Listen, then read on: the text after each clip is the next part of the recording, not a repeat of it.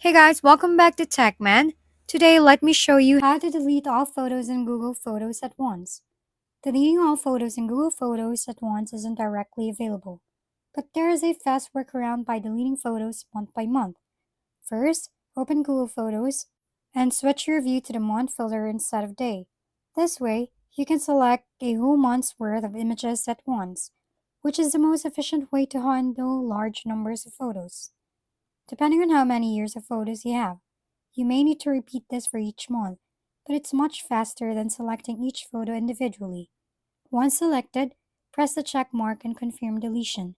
But be careful, as recovering these photos afterward is difficult once cleared from the bin.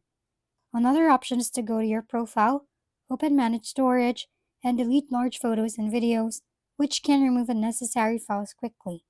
While there is no single button method to erase everything without deleting your account, this month by month approach is the fastest and safest way to clear your Google Photos library efficiently. If we've been helpful, kindly give us a thumbs up and don't forget to hit the subscribe and bell button for more contents. For any questions and suggestions, comment down below.